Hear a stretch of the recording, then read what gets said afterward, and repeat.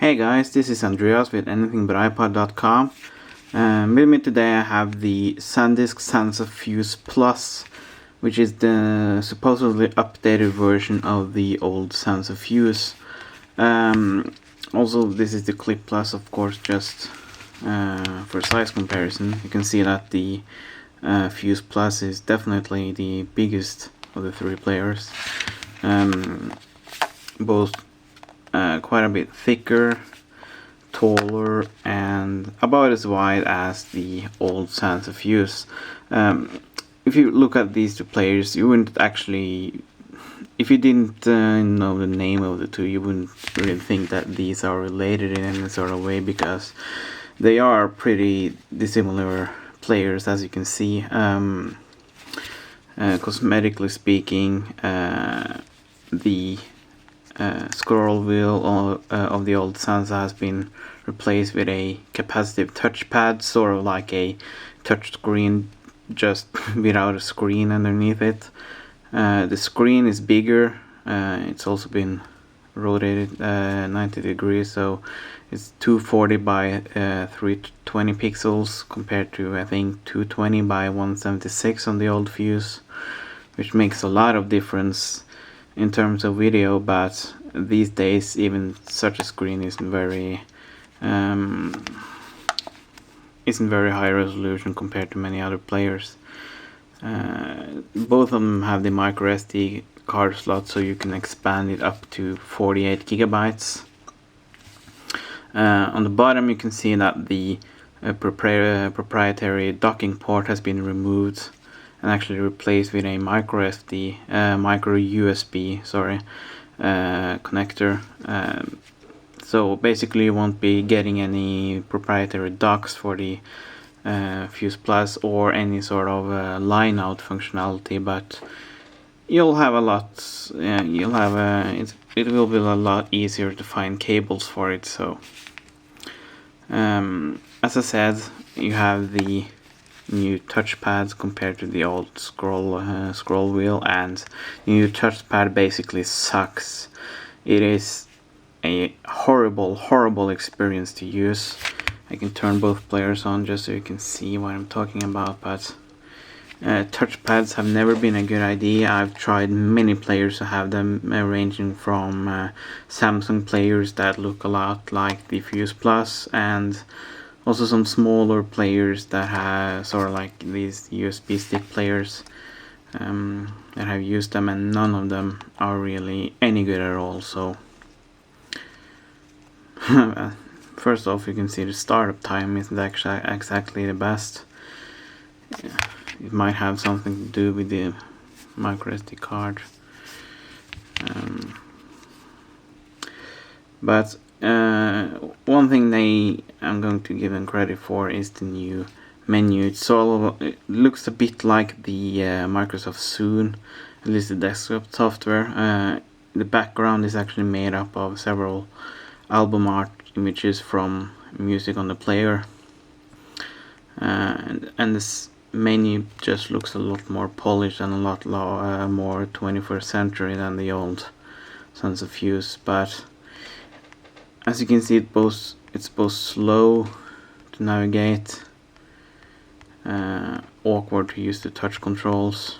You see, it doesn't really react all that well, but while on the old Fuze you can just go nuts with the wheel and it would keep up.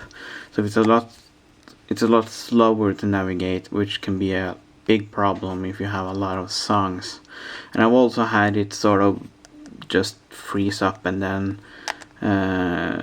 when it started reacting again, it just went nuts with all the inputs. Actually, you can see that right now. It's just going nuts because obviously the processors they put in this thing can't really keep up with the operating system, so it's a pretty slow experience.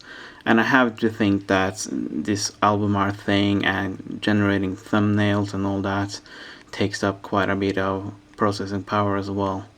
I mean, it's nice to be able to do like I'm doing right now and switch through photos and music right there in the main menu, but if that's the reason why the player is so slow, I'd rather they just keep the old menu. But if I do go into the music menu here, they've also made a lot of changes compared to the old player.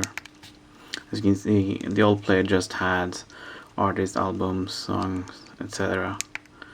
And sort of just like a boring list. Oh, come on.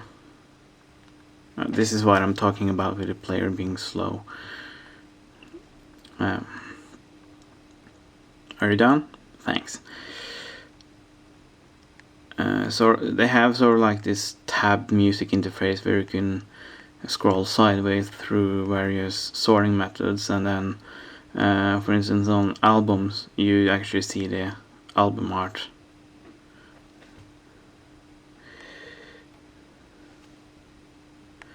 Then you can go deeper and deeper into the system, but as you can see, it's just stupid slow. I mean, this isn't really usable at all if you ask me, but if you just put it on shuffle and put it in your pocket, I'm guessing it's okay, but it's just way too slow to really be very useful. But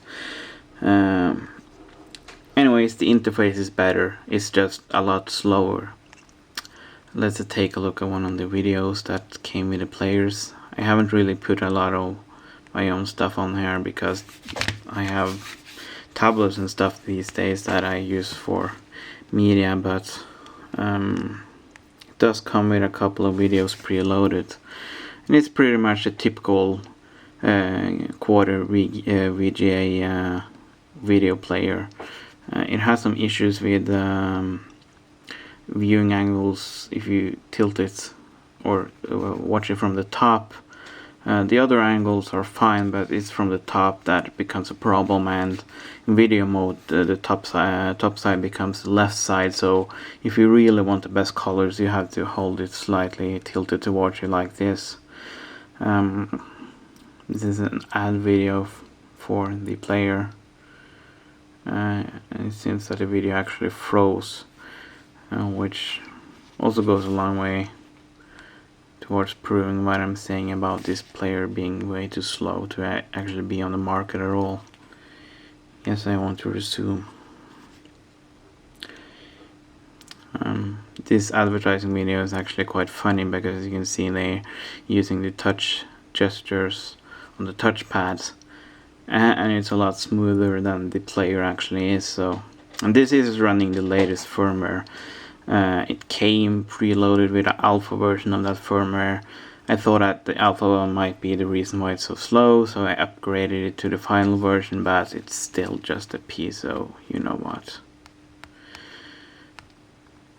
So yeah, so you have photos, you have radio, books, which is actually audiobooks, podcasts, again just stuff that was on the player that actually came with a couple of podcasts for some reason. I guess it's to show people what podcasts are, but also the micro SD card has its own section, which is basically just a sub or a copy of the main menu for files that are only on the micro SD card, but those files also integrate with the player itself, so you don't really need it. But the reason it's there is that SanDisk has this slot radio system where you buy micro SD cards preloaded with music and put them into the player, so sort of like having a radio without using the radio, just random music. I think you can get like 1,000 songs or something on those cards, so the Clip Plus also comes with that functionality, or functionality. It's basically just a fancy name for a micro SD card, but so basically that's the Fuze Plus. I have to say that given the choice between these two players or the old Fuze, I would choose the Fuze Plus last, because as you can see the controls are horrible. It's slow as just, it's way too slow to be usable. It has better capacity, but that's it. So make sure to check out the full review at anythingbutipod.com.